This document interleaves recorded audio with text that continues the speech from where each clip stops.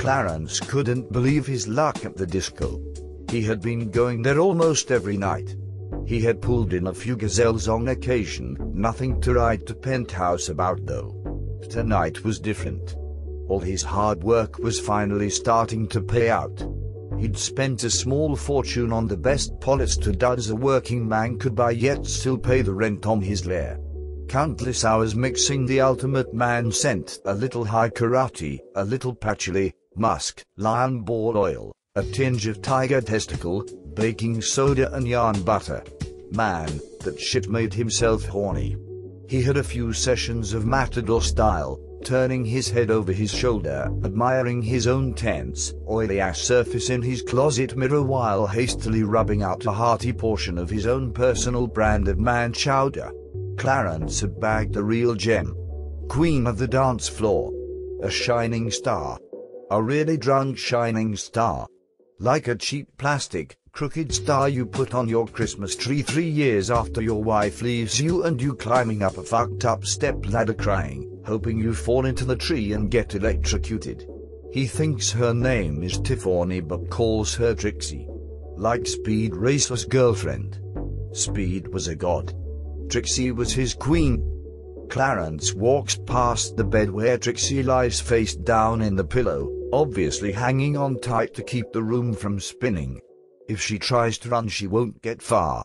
Just to make sure, he takes his shoes off and haphazardly flings them to different places on the floor, making the chances of tripping much higher. He won't let this one get away. He scoots an ottoman over a little, knocks over the coat rack and ties his lucky handkerchief from the bed leg to a small chair across the room. "Do you want anything? Some bacon? Lotion?" he asks, walking past her. She mumbles heavy into the pillow. He doesn't listen. He wasn't going to get her anything anyways. He's going to give her something alright. He enters the bathroom and flips on the light. His studio apartment is small. While still standing in the restroom, he reaches out to turn on the cassette player. He had been listening to Styx during an earlier Matador session. He rewound the squealing tape for a few minutes, then pressed play. The crackling sound of his hi-fi started to bring Trixie alive. "Right on," he said out loud to himself. "Let's get it on." He slithered back into his sex preparation laboratory. He hastily fluffed up his man-do. His push-broom mustache looked magnificent. One-handedly, he wiped it clean and pulled it down over his lip. He was going to get some flavor in that bad boy tonight at midnight and save that flavor for later. He slapped himself silly with dripping handfuls of his man-whore concoction. "I smell wood. You want some of this, Trix?" She didn't answer. Maybe because that's not her name. Maybe she's dead. He shoves his massive stinky hand into his banana hammock to counteract the crotched cheese smell he created while dancing his brains out. That's how he got her back to the pad, he thought to himself. "I'm a lean bean, Steve McQueen, dance-I machine, know what I mean?" She was sort of swaying to the sticks. That was Clarence's green light. "Shake the drum, we're gonna hump." He felt proud of his new catchphrase. "What's your name?" she asked uncaringly. "Clarence," he said hard. "You can call me Speed though." Her face turned into a scrunched-up question mark. She felt he was answering a different question. From a different time. She didn't care. They were both there for one thing. Clarence slid almost silently into his round bed, making the slightest zipper-like sound on the red nylon sheets. He reached over and slyly flipped over the cassette to the sounds of some heavily crafted guitar licks and an incredible show of her pedal skills. Trixie was glowing under the red spotlight. He pressed his hand down hard on her obviously symmetrical breasts. She huffed a little out loud. The result of his heavy hand. He looked down to his target and slowly yet quickly moved his hand on top of the hair-filled panties. "Pay dirt," he mumbled out loud. "Hoo-ha," she said. "Sweet," he replied. "It's like you have my favorite stooge, Larry, in a headlock down there." Do you like it, Speed? Yes, me likey. She looked down at him, trying to determine where his mustache ended and her grass started. It was wonderful. He chomped away to the pulses of the ear sounds. She woofed in his dingo scent. What comes after 68? He said with his deepest voice. 67. She said in her highest voice. Speed rolled his eyes and flung his hairy ass over the top of her head and landed his hot dog on her bun-like face. Oh yeah, give it to me, baby. He moaned, which actually didn't make any sense. She was having a hard time breathing and seeing. He sat up, his bunghole planted on her forehead and making a suction cup sound, looking at her with heavy eyelids, left eye twitching, mustache dripping. I wanna be on you. He gurgled. Oh, Speed.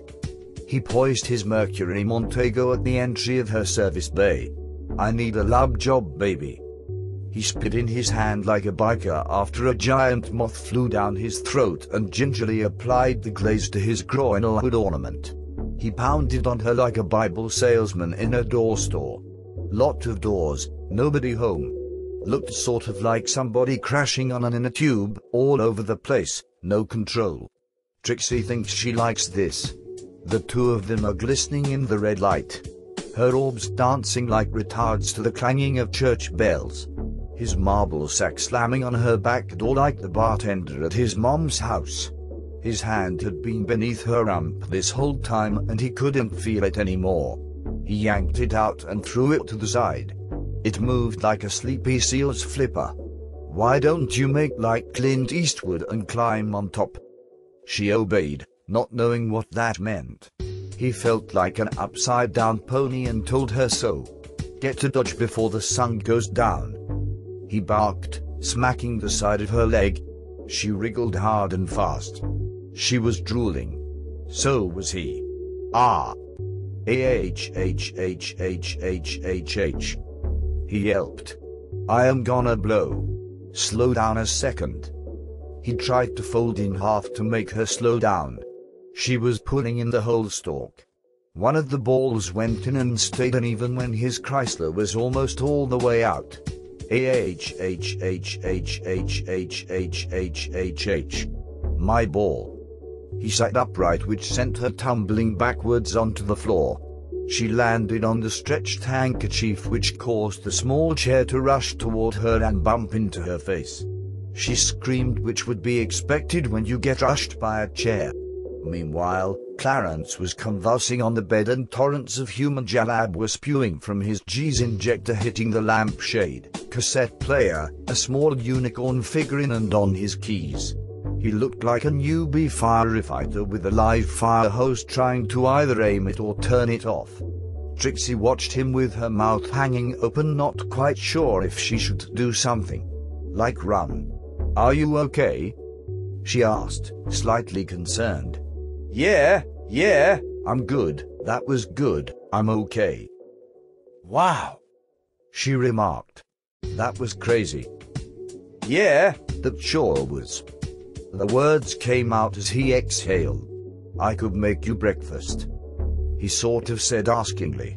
That's okay, it's still early. I think I'm going to go back to the fair. The disco was at the county fair. It was only 10 o'clock. Yeah, that sounds good, he said, his voice wobbled. Don't worry, I'll find my way out.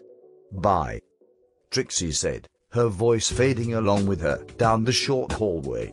Later, he replied, popping his head.